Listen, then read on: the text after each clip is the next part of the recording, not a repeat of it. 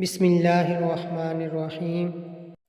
تین چیزیں انسان کو تباہ کر دیتی ہیں: حرص، حسد اور غرور۔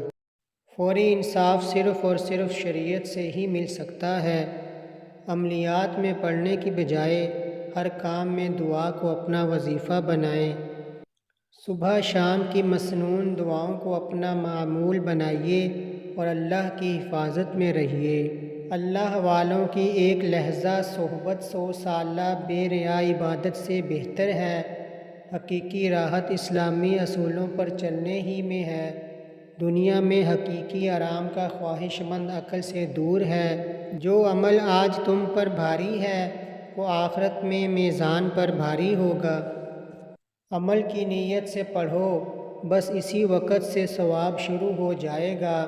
ہر وقت اس کا خیال رکھو کہ اللہ تعالیٰ کے ساتھ ہمارا کیا معاملہ ہے، یعنی اپنے گریبان میں جھانکتے رہو۔ جملہ امور میں علماء اور مفتیان کرام سے مشاورت رکھیں، انشاءاللہ خیر و برکت ہوگی۔ اللہ تعالیٰ تک پہنچنے کا قریب ترین راستہ تواضع اور عاجزی ہے۔ وقت کی قدر وہی لوگ کرتے ہیں جو گن اور محنت سے کام کرتے ہیں۔ لوگ کہتے ہیں وقت گزر جاتا ہے، نہیں، ہم گزر جاتے ہیں۔ جب ضمیر ملامت کرنا چھوڑ دے تو سمجھ لو انسانیت ختم ہو گئی۔ ضرورت مند سے مال خریدنا احسان اور صدقہ کی مانند ثواب ہے۔